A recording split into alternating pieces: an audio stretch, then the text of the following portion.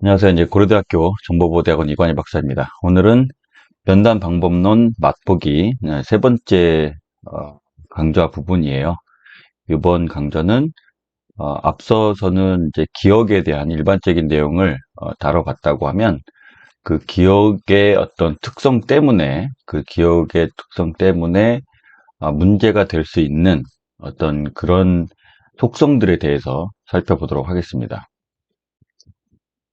구체적으로는 이번 시간의 제목은 이제 기억의 7대 죄악이다라고 하는 부분이에요.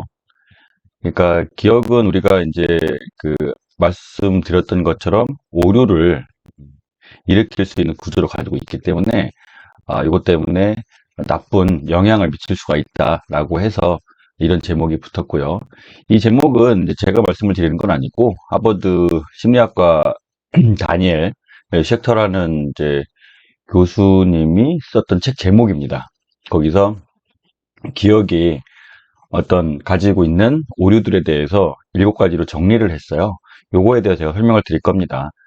그거를 이제 전반적으로 일단 한번 살펴보면은요, 일시성, 이건 영문 자체가 이제 일시성이라는 뜻을 가지고 있고, 그 일시적으로 기억을 하고 있기 때문에 쉽게 소멸된다라는 말로도, 우리말로는 풀이를 할 수 있습니다.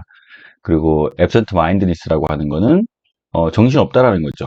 정신없고 그다음에 또 다른 말로 하면 방심 이렇게 구성을 할 수 있고 그다음에 이제 블락킹이라고 해서 어떤 정보를 이제 차단하고 막고 이런 내용입니다. 요거에 대해서 지금은 이제 이런 것들이 있다라고만 말씀을 드리는 거고요. 이제 다음 슬라이드부터 구체적인 설명을 드릴 거예요. 그리고 이제 미스 어트리뷰션이라고 해서 오규인 현상 그리고 피암시성, 그 다음에 편향, 그리고 이제 집착, 그 지속성, 이런 것들을 말씀을 드릴 건데, 일단 이 앞에 이 세 가지 그 죄악들은, 일명 이제 이분이 말하는 죄악이죠. 이거는 공통적으로 망각에 해당한다라고 설명을 할 수가 있어요. 이런 것들은 어떤 기억에서 일부가 소실되면서 생기는 그런 오류를 이야기를 하고요.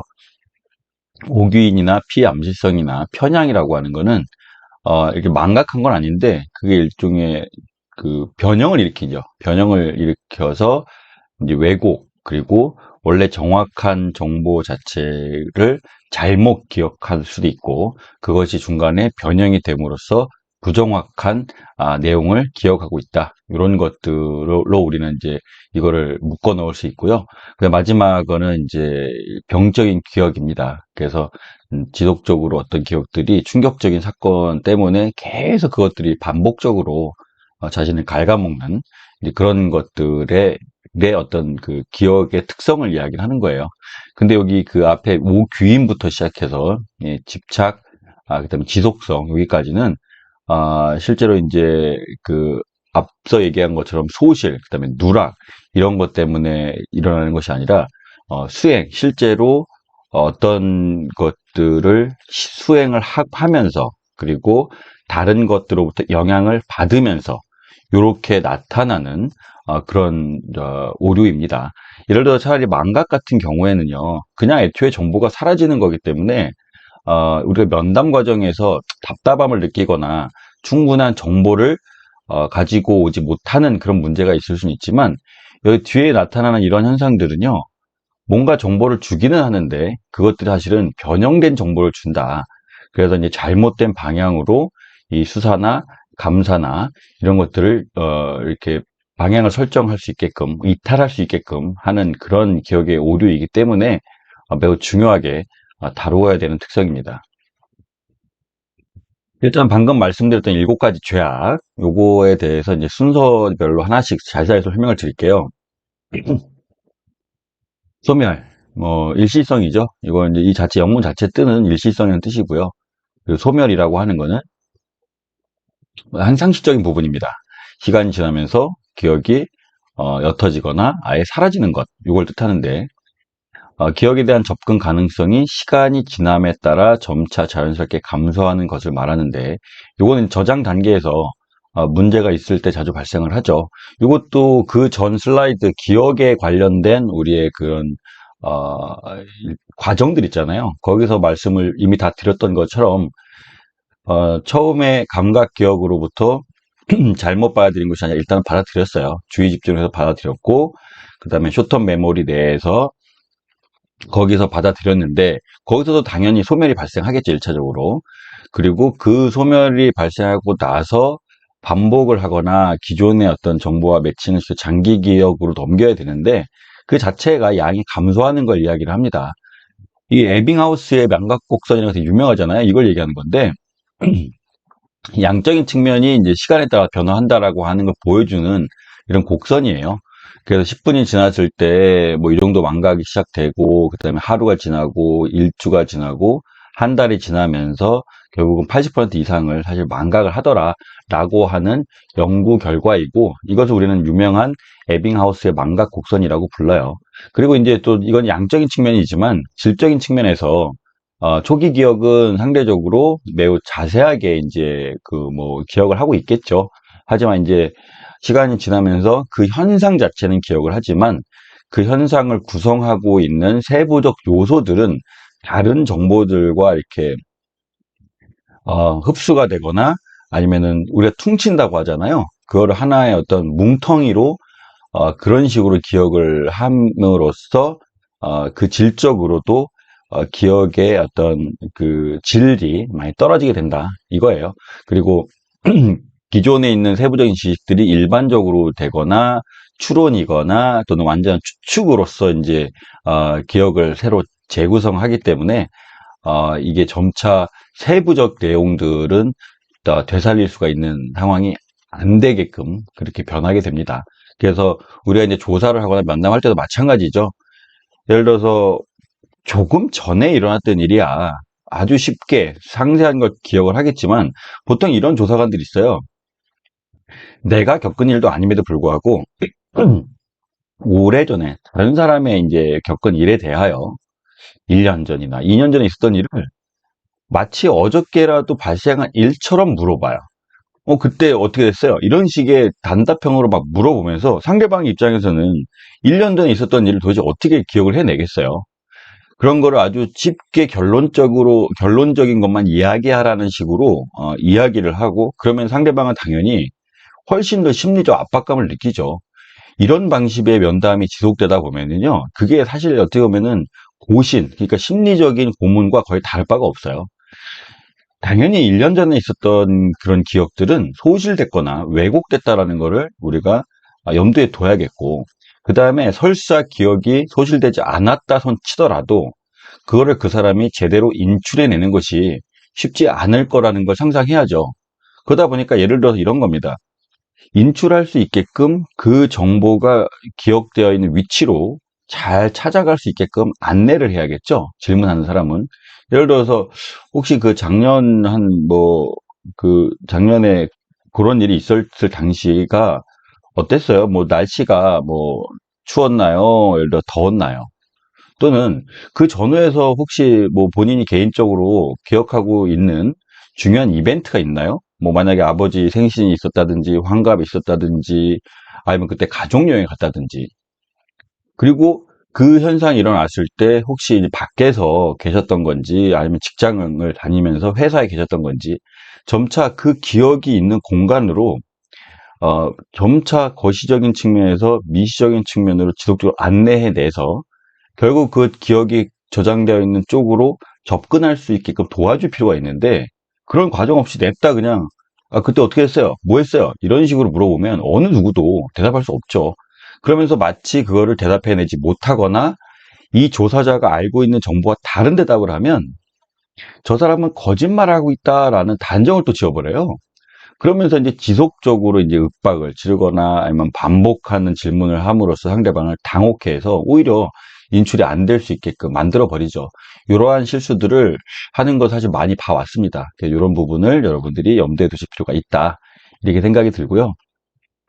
방신 없으면 이제 그 주의와, 그러니까 내가 어, 정확하게 주의를 기울이고 해야만 그 나름의 어떤 그 정보들을 이미 내가 알고 있는 것과 응용을 하든 아니면 나름대로 반복을 하든 이런 방식으로 해서 이제 이 기억 속으로 넘겨야 되는데 그렇지 못하다는 거죠. 한번 내용 한번 읽어볼게요. 먼저요. 방심은 주의의 감소로 인해서 기억을 실패하는 것이다. 기억의 부호화 단계에서 정보를 장기 기억으로 공고화하기 위해선 주의 역할이 중요하다. 하지만 지속적으로 주의를 기울이지 못하는 경우 해당 정보를 잊어버린다. 이거 뭐 지하철에서 가방을 올려놓고 뭐 딴 생각하다가 갑자기 물론 알고는 있죠. 하지만 갑자기 내가 내려야 될 곳을 정차를 하니까 그때 내리는 거에 집중함으로써 사실 가방을 뒀다는 것을 망각하고 내리는 경우도 있고요. 뭐 자동차 열쇠를 평소에 두던 데 두지 않고 다른 데 뒀다거나 했을 때는 이제 당연히 내가 있었던 위치를 주의를 새로운 장소에 뒀으면은 내가 여기에 뒀구나라고 다시 한번 주의를 기울이잖아요. 그런데 그거를 만약에 주의를 기울이지 않으면 당연히 지난번 수업 시간에 말씀드린 것처럼 쇼텀 메모리에 머물러 있다가 자연스럽게 상실되게 됩니다. 이런 것도 결국은 다시 한번 강조드리지만 쇼텀 메모리에서 롱텀 메모리로 넘어가는 그 순간 주의 집중을 하지 않으면 당연히 롱텀 메모리로 못 넘어가는 거예요. 그래서 지난번 수업 시간에도 한번 예를 들어드렸지만 누군가가 어떤 걸 목격했다고 하지만 그 목격한 것들에 사실 주의를 기울이지 않으면 그 정보를 장기 기억으로 오래 갖고 갈 수 없거든요. 근데 그 사람 마치 자기가 그거를 본 것처럼은 얘기를 하지만 기억하고 있다고는 얘기하지만 실제로 그 기억하게 된 과정을 설명하지 못한다고 하면 이 사람은 결국 주의를 기울이지 않은 것이기 되기 때문에 당연히 장기 기억으로 그 정보가 넘어가지 않았을 거예요. 그럼에도 불구하고 어떤 얘기를 한다고 하면 아무래도 진실을 이야기하지 않을 가능성이 있는 거죠. 그래서 여러분이 이러한 구조들을 이해하시면 반드시 신문을 하거나 면담을 하거나 논쟁을 하거나 할 때 충분히 활용할 수 있게 됩니다. 다음 블락킹은 이건 일종의 이제 저거죠. 그러니까 어떤 정보를 인출을 해야 사실 내가 진술을 하고 말을 하고 하잖아요. 근데 그것이 안 되는 거예요. 이건 어찌 보면은 기억을 하는 과정에서의 문제라기보다도 내가 장기 기억은 하고 있는데 그거를 내가 이제 꺼집어내기가 쉽지 않은 경우를 얘기합니다. 이것도 먼저 읽어보고 설명드릴게요. 앞에 설명드렸던 그런 현상들은 기억을 저장하거나 그리고 부호를화를 해가지고 내가 이제 이 머릿속에 아예 그냥 공고하게 하는 과정에서 발생하는 오류인데 이 블락킹이라고 하는 거는 이미 이제 머릿속에 기억은 하고는 있었어요. 그러니까 어딘가 이 뇌 속에 어딘가에 자리는 잡고 있겠죠. 근데 그거를 꺼집어내야 할 때 그 인출이 안 되는 걸 얘기하는 겁니다. 그걸 우리는 설단 현상이다 해서 혀에 머문다. 이 혀에 머문다. 뭔가 얘기를 하고 싶어도 잘 생각이 안 난다는 거죠. 그걸 얘기하는 거고 이건 누구나 마찬가지입니다. 예를 들어서 안젤리나 졸리하고 결혼하는 배우가 누굴까? 이런 거 있잖아요. 그러면 이거는 브래드 피트라는 걸 얘기를 해야 되는데 브래드 피트라는 거를 알고는 있다는 거죠. 알고는 있으나 만약에 어떤 대화의 주제 자체가 브래드 피트에 관련된 거 그리고 그 사람에 대한 영화에 관련된 얘기를 쭉 하다가 그런 식으로 브래드 피트를 기억하고 있는 사람에게 브래드 피트에 관한 질문을 했을 때는 인출이 쉬워져요. 근데 브래드 피트하고 관계 자체가 영화를 통해서 내가 이거를 알고 있는 사람에게 안젤리나 졸리랑 결혼한 사람이 누구야? 라고 다른 방향성을 가지고 질문을 했을 때는 분명히 알고는 있으나 그게 인출이 안 되는 경우가 발생을 하죠. 우리도 일상적으로 시험 공부도 마찬가지예요. 시험 공부를 하는 방법도 우리가 기억의 원리를 알고 공부를 하는 게 되게 좋은데 문제는 내가 공부를 많이 했어요. 분명히 몇 회독을 하고 열심히 읽었는데 문제는 똑같은 지문이 안 나오거든요. 시험에서는. 분명히 다른 방식의 지문이 나왔을 때 그 지문이 묻고자 하는 걸 알고는 있으나 내가 보지 못한 새로운 지문이 나왔을 때는 야, 이거 내가 어디서 본 것 같은데 참 기억이 안 나는구나. 이렇게 얘기하는 경우가 있잖아요. 그게 결국은 알고는 있으나 인출하는데 어려움을 겪는다. 이런 얘기예요. 그래도 이것도 방금 전 제가 슬라이드에 설명드렸던 것처럼 이런 블락킹 현상 때문에 말을 제대로 못하는 경우에는 면담자는 어떻게 해야 되겠어요? 그 사람의 기억을 해낼 수 있게끔 기다려주고 그리고 그 인출에 도움이 될 수 있는 부가적인 정보를 알려줄 수도 있겠죠. 이런 방식으로 해서 상대방의 어떤 소실되진 않았으나 찾아내거나 또는 인출되기 어려운 것을 도울 수 있는 겁니다. 그런데 이러한 방식을, 이러한 원리들을 모르는 조사자들은 저 사람이 말을 왜 못하지? 왜 저럴까? 라고 생각할 수밖에 없는 그런 경우가 생기죠. 다음은 이제 오규인입니다. 이것도 이제 큰 문제들 중에 하나입니다. 특히 이제 수사에 관련돼서 문제가 되는 경우가 있는데 한번 예를 한번 들어볼게요. 95년도 일인데 오클라호마시 연방정부 건물 폭파 사건이 발생을 해서 그게 해당한 용의자를 이제 검거하는 과정에서 나타난 일이에요. 테러 발생 후에 용의자 검거가 되고 TV에 용의자의 얼굴이 보도가 됐습니다. 근데 용의자 얼굴을 딱 본 그 직원, 어떤 그 시민이 되겠죠. 그리고 그 사건의 공범이 있고 자신이 그 얼굴을 기억한다. 이렇게 주장을 한 거예요. 그래서 이 렌터카 직원이 그 증언했던 그 공범 있잖아요. 그 사람이 있다란 말을 토대로 해가지고 몽타주를 그리고 공개 수배를 내렸는데, 사실 이제 공개 수배가 내려진 그 얼굴은 이 렌터카 직원이 평상시에 응대했던 고객의 얼굴이다 이거죠. 그러니까 이 사람이 알고 있는 정보, 이건 거짓말한 건 아니죠. 렌터카 직원이 거짓말한 건 아니기 때문에 사실 거짓말 탐지 검사 같은 데 했을 때도 거짓 반응이 나오지 않습니다. 왜냐면 자기는 그거를 진실하다고 믿고 있기 때문에. 그러니까 원래 자기가 알고 있던 이 A라는 사람과, 그리고 물론 어떤 이야기 스토리는 똑같아요. 어떤 스토리는 똑같은데 A라고 하는 사람의 자리에 B라고 하는 사람을 갖다가 끼워 넣는 거죠. 그러다 보니까 이 사람은 이 B라는 사람이 자기가 알고 있는 스토리의 어떤 주인공으로 알고 기억을 계속 해 나가는 겁니다. 이런 거를 자꾸 오귀인 현상이라고 해요. 그래서 이러한 예들이 꽤 많죠. 그러다 보니까 우리가 이제 목격자를 그 조사하는 것도 마찬가지고 이런 겁니다. 어떤 누군가가 큰 범죄를 봤어요. 충격적인 범죄를 봤는데 이 범죄를 봤을 때 그 사람을 면밀하게 계속 만나왔다면 정확히 기억하겠죠. 하지만 이 사람 입장에서는 그 사람의 얼굴을 잠깐 봤을 뿐입니다.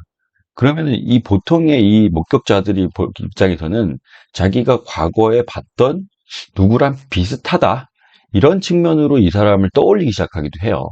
그러다 보니까 이 사람이 몽타주를 그리거나 뭐 할 때, 저 사람이 내가 옛날에 만났던 누구, 그리고 내가 좀 싫어했던 누구라고 아마 비슷하게 생겼어라고 하면 그 사람과 그 사람을 오버랩하면서 기억을 하게 되는 경우가 반드시 있어요. 그러다 보니까 우리가 이제 그 라인업 시킨다 그러죠.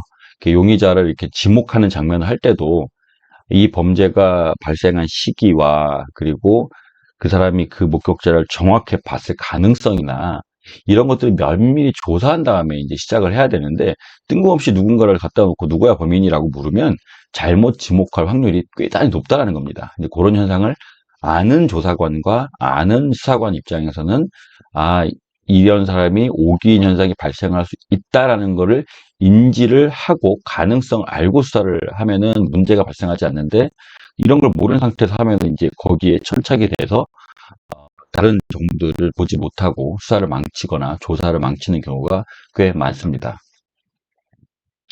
그 다음에 이제 피암시성. 이거는 뭐냐면 어떤 사람이요. 옛날에 그 자기가 경험했던 거 있잖아요. 그걸 상기해 내라고 하는데 누군가 유도 질문이나 추가 설명이나 잘못된 암시를 하게 되면요. 그 다른 이제 지역을 왜곡시켜요. 예를 들어서 이제 그래서 우리가 면담을 할 때도 유도신문을 절대 하는 걸 금지하거든요.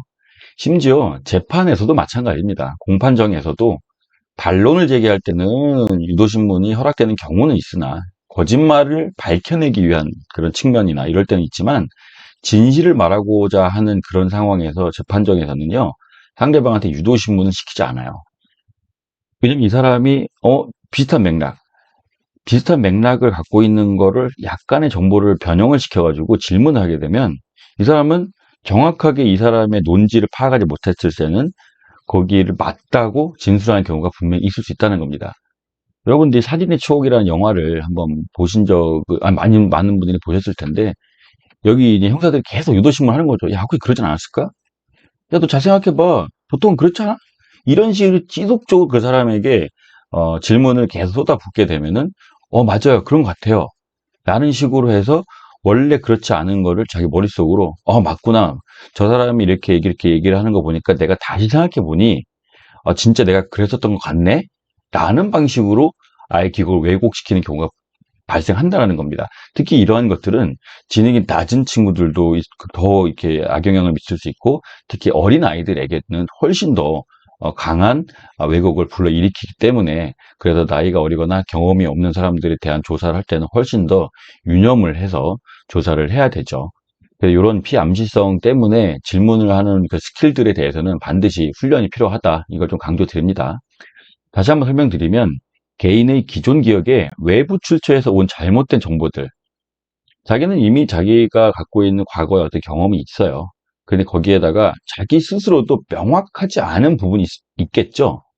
과거의 기억인데 그 중에 사람, 그 당시 있었던 물건, 그다음에 장소, 시간 이런 것들이 어찌 보면 명확하게 기억이 안 돼 있을 수가 있어요.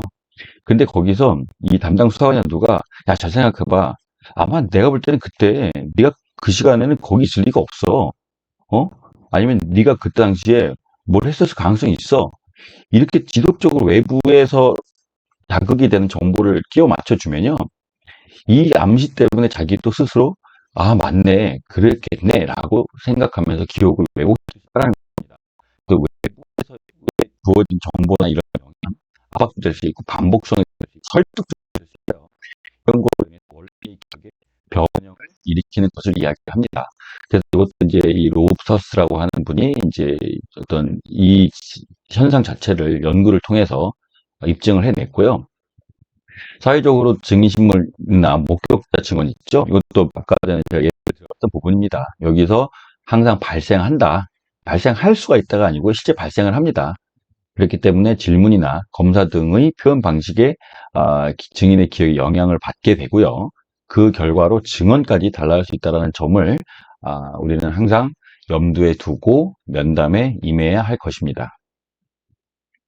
편향은 저거죠. 이거 보통 야, 너 이렇게 편향적이야 사고방식 이런 거예요. 어, 이 현재 내가 갖고 있는 믿음이 있을 거 아닙니까? 보통 우리는 나름대로 자기의 가치가 있고 방향이 있어요. 난 이쪽 편, 저쪽 편, 뭐 예를 들어 지역도 마찬가지고 학교에 관한 것도 마찬가지고, 아, 어느 학교를 나온 친구는 당연히 똑똑할 거야라는 그런 것도 마찬가지고요. 그다음에 어떠한 정당이나 어떠한 이제 민주 체제를 중시하는 거야. 종교도 마찬가지고요. 이런 것도 있는데, 현재의 지식과 믿음이 과거를 어떻게 기억하는지에 강력하게 영향을 준다. 이 말 뜻은 뭐냐면, 현재의 믿음이나 관점에서 과거의 기억을 덧칠하는 경우다. 다시 한번 읽어볼게요. 앞에서 제가 설명드렸던 것들은 우리가 정확한 정보를 저장하고 인출하지 않는다는 것을 설명했죠. 처음 부분은 뭐 소실한다든지 뭐 변형을 일으킨다는 이런 것들은 정보를 저장하지 못하는 경우를 얘기하는 거고, 그다음에 블락킹 이런 것들은 내가 기억은 하고 있으나 제대로 인출하지 못하는 것들을 얘기를 했잖아요. 근데 우리 기억이 일관된 방향으로 내용을 왜곡하기도 한다. 이건 뭐냐면, 새로운 정보를 받아들일 때 자기에게 유리한 방향 또는 자기가 원래 알고 있는 그 신념과 가치에 맞게끔 받아들이는 거예요. 그래서 보시면 사람은 모두 현재 알고 있거나 믿고 있는 것과 일치시키기 위해 과거를 일관된 것으로 재구성하는 일관성 편향을 갖고 있다는 겁니다. 이게 예를 들어 이거예요. 만약에 우리가 나는 형사소송법을 배운다고 칩시다. 형사소송법을 배우는 사람이 수사관의 입장에서의 그거를 강하게 갖고 있어요. 나는 저 사람을 꼭 잡아야 돼. 무조건 잡아야 되겠어. 범인을 꼭 처벌하는 것이 진짜 정의야. 라고 하는 어떤 생각을 갖고 있는 사람 입장에서는요, 피의자의 권리를 이야기하거나 아니면 그 피의자에게 고지해야 되는 미란다 원칙 같은 거를 우리가 받아들였을 때 수사기관이 그냥 최소한 상대방한테 해줘야 되는 것이야. 라는 정도로만 이해를 해요. 근데 예를 들어서 어떤 사람은 형사소송법은 대단히 예외적인 법이고, 그 일반 국민들을 상대로 했을 때는 형사소송법은 일종의 위험한 무기가 될 거야. 그리고 보통 우리가 권리를 가지고 있다는 것은 일반 시민을 상대로 하여 그 시민이 불합리하거나 불법적이거나 위법적인 법 집행을 당할 가능성 자체를 차단하기 위해서 미란다 원칙 같은 걸 고지를 하는 건 당연한 거야 라고 생각하는 사람도 있을 수가 있어요. 그럼 이런 사람들 입장에서는 형사소송법이 항상 그런 방식대로 나한테 읽힙니다. 근데 앞서 얘기한 것처럼 약간 파쇼적인 가치를 갖고 있거나 그 다음에 유죄자를 필벌해야겠다는 이런 강한 믿음을 갖고 있는 사람 입장에서는요, 그 사람에게 받아들인 정보 자체는요, 어떤 최소한의 것으로 받아들여져요. 그래서 그 바람직한 시민에 관련된 신념을 갖고 있는 사람은, 아, 당신은 비록 죄를 지었다고 우리가 혐의를 갖고 있어 하지만, 실제로 재판 확정되기 전까지는 무죄로 추정이 되는 거예요. 당신이 지금 말씀을 충분히 안 하셔도 되고요. 제가 만약에 질문을 할 겁니다. 당연히 질문을 하지만 거기서 말 불편하거나 그렇지 않으면 좀 더 시간을 가지셔도 되고요. 하다가 중간중간에 언제든지 휴게를 요청을 해서 또는 변호인에게 전화를 해서 상담한 다음에 그리고 진술하셔도 돼요. 그럼 뭐 굳이 제가 묻는다고 해서 부담 갖지 마시고 부담을 가져서 막 지금 당장 어떻게 하면서 오히려 잘못된 진술을 해서 본인에게 손해를 입힐 수도 있습니다. 그러니까 마음을 편하게 먹으세요 라고 얘기하는 사람이 있는가 반면에 당신은 지금부터 언제부터 언제까지 이제 뭐 했던 것 때문에 조사를 받습니다. 당신에게는 진술을 거부할 권리가 있고 변호인을 선임할 권리가 있습니다. 요렇게만 하는 사람들이 있어요. 그거는 두 개는 아주 극명한 차이를 나타냅니다. 이런 것들을 우리는 결국 편향에 관련된 이야기예요. 여기 그림을 잘 보시면 편한 거짓말, 어? 여기 줄이 쫙 서 있죠. 그리고 불편한 진실. 보통은 진실인 건 알지만 이 불편하다고 사람들이 피한다는 거예요. 그게 나에게 편한 거짓말. 그래. 맞아. 뭐 돈은 뭐 사람들 옛날부터 봤을 때는 어, 그래 나쁘고 불평등 나쁘지. 하지만 나는 돈을 많이 벌고 싶어. 요즘 세상이 그렇잖아. 이렇게 되면은 그게 이제 돈에 뭐 맞춰서 이 사고방식이나 이런 걸 바꾸고 어떤 목적과 수단이 전도되는 거를 용인하죠. 그리고 뭐 초과근무 수당 다 받는 거 그거 맞아. 정확하게 얘기하면 업무상 횡령이지만 뭐 어떻게 뭐다 그렇게 받는데 이런 방식. 그러니까 잘못된 것들이지만 내 현상과 이런 거 맞춰서 생각하고 거기를 이제 합리화 시키는 거 이런 것들을 전반적으로 편향을 설명하기 위해서 비슷한 유형이라고 보시면 돼요. 그리고 확정 편향이라는 건 뭐냐면 자신의 신념과 일치하는 정보는 아주 쉽게 받아들이고요.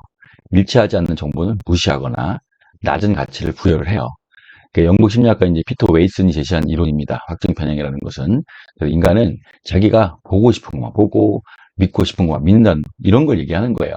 이것도 이제 앞서 설명을 드렸다시피 내가 볼 땐 저 사람이 범인이야 라고 생각하는 수사관에게는요 늘 그 사람이 범인인 것만 같은 증거들이 보여요. 그리고 그 증거가 객관화되지 않았다 치더라도 더 이상의 검증 절차를 거치지 않고 봐요. 이 증거가 네가 당신이 범인임을 가르치잖아요. 라는 방식으로 계속 써먹습니다. 그게 확증 편향이죠. 되게 이 부분은 제가 좀 길게 설명을 드렸는데 이건 수사관들에게 매우 영향이 있는 수사관들 자체에 영향이 있는 이런 거기 때문에 좀 설명을 좀 드렸어요. 그런데 지속성은 마음에서 이제 그 모두 사라져버리기를 원하는 이제 고통스러운 정보나 사건들이 오히려 이건 약간 좀 병적인 부분이죠. 원래는 그게 남들이 볼 때는 아무것도 아닌 그런 정보였거나 기억일 수 있어요. 근데 그 당시에 그 사람에게 그거는 꽤 고통스러운 것이었다면 이게 시간이 지나도 지속적으로 그 당시의 상황이 마치 온 것처럼 반응하기도 하고 계속 생각을 떠오르게 합니다. 그래서 잊고 싶어 하는 사건과 관련된 기억들, 그 유사한 기억들이죠. 그런 것들이 침습적으로, 그냥 그 사람은 이제 파고드는 거죠, 지속적으로. 그렇게 하면서 이제 하는 병리적 현상이라는 겁니다. 그래서 이거 사건을 반복해서 경험한다든지, 사건 기억이 계속 떠오른다든지, 그 사건을 회상해 낼 때 실제와 같은 생리학적 반응을 보이는 증상들이 있다는 거예요. 이게 어떨 때 문제가 되냐면, 특히 아이들 같은 경우, 그리고 이게 이제 강력범죄들 있잖아요. 특히 나에게 이제 성폭행을 했던 거나 이런 것들 있잖아요. 그런 것들 실제 질문한 사람이 이 사람이 충분히 이러한 그 침습적인 기억을 계속 회상해낼 수도 있고 이것 때문에 또다시 고통스러워할 수 있다는 걸 알아야죠. 그렇기 때문에 이런 것들을 이제 면담하는 사람들은 훨씬 더 훈련받은 사람에 의해서 수행이 되어야 된다. 이런 측면에서 여러분들이 이걸 이해하시면 될 것 같아요. 이상으로 이제 조금 길었던 면도 있는데, 이상으로 이게 이제 기억의 7대 죄악이란 부분이고요. 대단히 중요한 부분입니다. 왜냐하면 기억 자체가 앞서서의 강의에서는 오류가 있을 수 있다라는 어떤 이론적인 얘기를 했다면, 요거는 좀 더 구체적으로 기억의 오류가 가지고 있는 종류들을 열거를 했고, 이 종류가 어떠한 악영향을 미칠 수 있다는 걸 얘기를 했어요. 그러면은 조사자와 면담자는 이런 악영향이 있을 수 있으니 이런 악영향을 최소화하거나 아니면 없앨 수 있는 방향이 무엇인지에 대한 고민을 하셔야 될 겁니다. 이상입니다.